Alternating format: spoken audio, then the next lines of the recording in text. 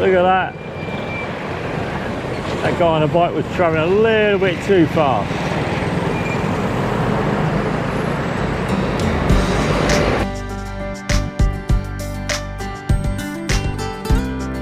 There's an article in Rappler and the Inquirer this week about the government and its new building program for housing for the poor and for the less fortunate, shall we say. And an investigation committee had turned round and there we go. The investigation committee had turned round and taken to task the Department of Social and Welfare Housing in the Philippines about its policy to build 1 million houses in the Philippines, and how much it was going to cost. It was billions and billions and billions and billions of pesos, and the interest on it was around 30 to 40 million peso a year on the payback, and the government were going to subsidise the housing, and the less fortunate or the poor had to turn around and pay approximately 3,500 pesos a month for this new housing and this new benefit. Anyway, so there was an investigation and they were looking at it this week in the Senate. And there's oh look, there we go, Gary. Oh, there we go, Gary. And the guy that was heading up the project was taken to task by the COA, which is the audit group for the government, commissions on audit. And they turned around and they said that the project and the plan and the idea was fundamentally good. However, the financials and the return and the payback was not. And when this guy who was heading up the Department of Social Welfare subsidised housing in the Philippines, he made a statement which I found really, how can I put it without insulting anybody? I found it really disturbing that a senator can ask a question and the response is as follows: the Philippine workers are lazy and don't work hard enough.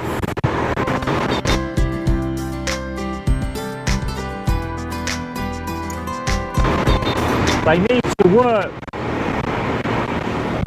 harder to pay back the 3,500 pesos a month. Well, I think, in my personal opinion, and it's only my personal opinion, I think the reason the Philippine people can't afford, this is the poor, this is the less well off, can't afford to this 3,500 peso a month, it's because they're not paid enough. Yeah, if the Philippine workforce and the less fortunate were paid a rich middle class wage, they could afford the overpriced low cost housing that this minister is actually proposing.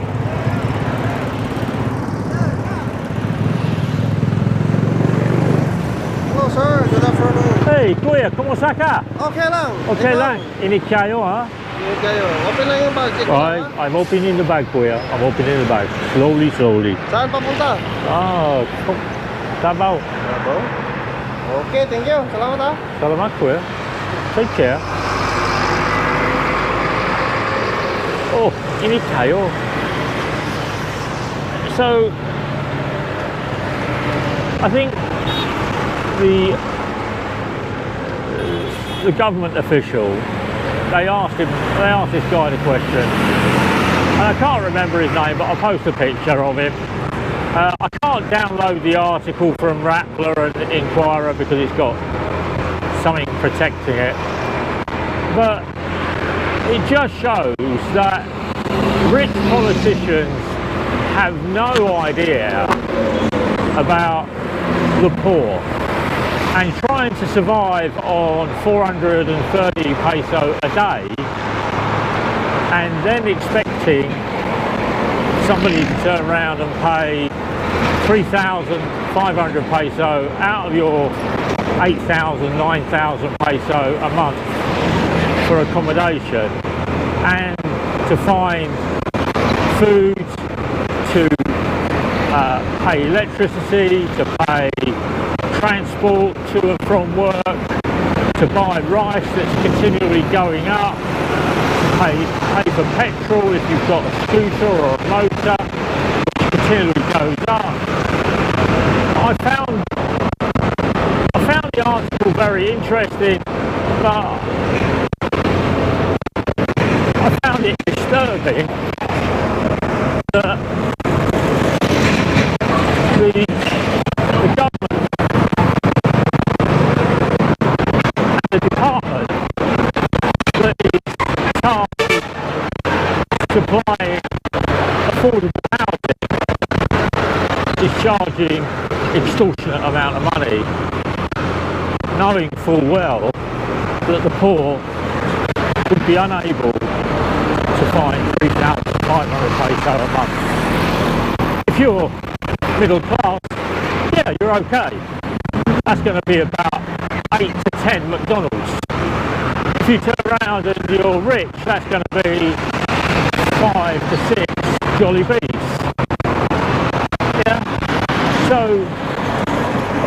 yeah, I found it a little bit insulting from the government to the Philippine people. The Philippine people that I know work bloody hard to turn around and put money onto their table, you know, and if they're to buy one of these affordable housing and they stretch themselves to afford it and they have a medical issue, then the medical issue will fall by the wayside. And if you're looking at affordable housing, you need to have affordable and easily accessible health for those workers to keep them socially and economically healthy so they can earn and they can support their family and they can turn around and sort out the education. But I did find it insulting, the article. I don't know if anybody saw it or read it, but definitely a government representative who's spending too much time in the clouds. But anyway, we're coming down to yeah.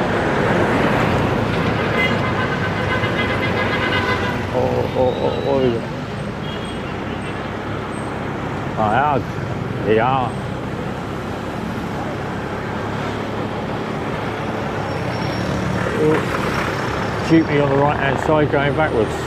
Really nice. Clever.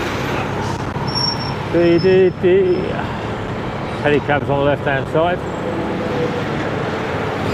All those guys that are trying to earn money to pay for affordable housing.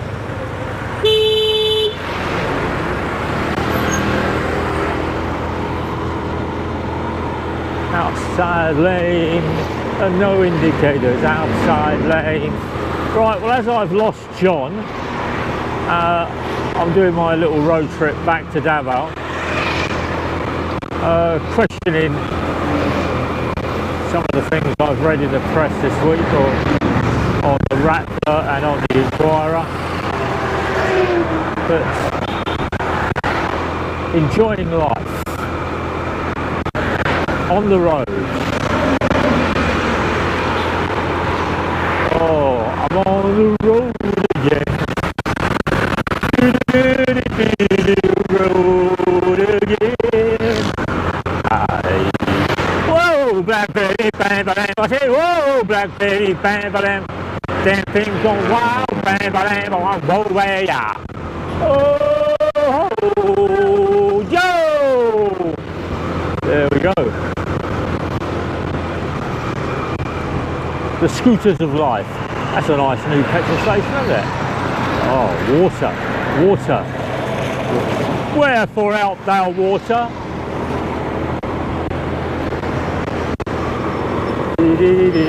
It's good to get out today, Friday.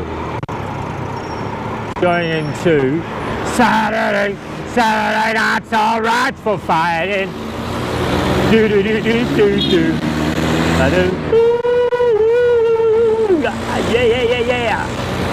Oh, whoa. Wow. Big man. Chew up on a Honda Beat.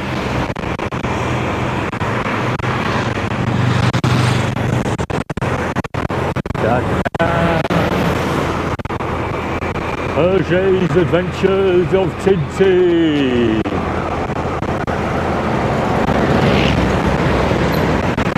Oh, it's lovely. It's got that really lovely jasmine-y smell.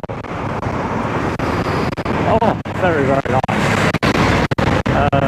Need to get YouTube certificate, but there goes a little truck of life. Is it? That's a vibrant yellow, isn't it? You're not going to miss that.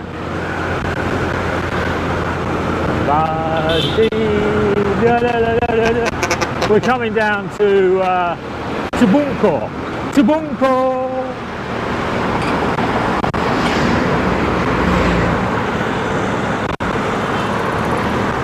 Oh, oh, oh.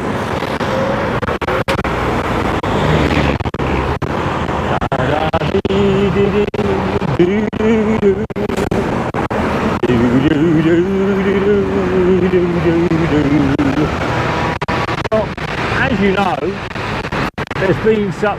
Oh, look at that bus. Hey, yeah. Oh, dear me. Got no idea that traffic is going slow. That's it, motorcycles on the zebra crossing. Hey, kumusta kuya? Okay lang? Init kayo, ha? There we go, they've got a guy there. He's pulled over the scooters because they don't have the right identification and documentation, and some of them are just riding off up the hill. Hey ho! Life! So as you know, what I was saying was that we've got one of the family and his family. He's having some medical issues. And we're going to have a conversation over the weekend to find out what they would like to do.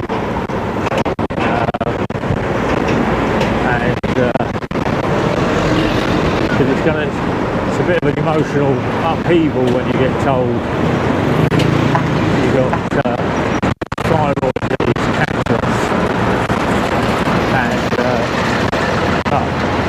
it's not for me to push. I said to Annie, I I don't feel comfortable turning around and telling people who have an ailment what they should do. They need to make that decision themselves, and then we can support that decision. Yeah. Whatever that decision is, we will support and we will help. And that's anyway.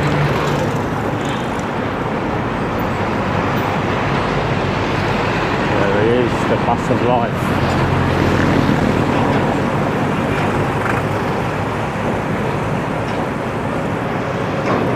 I'm going to pull over here and I'm going to switch off the GoPro.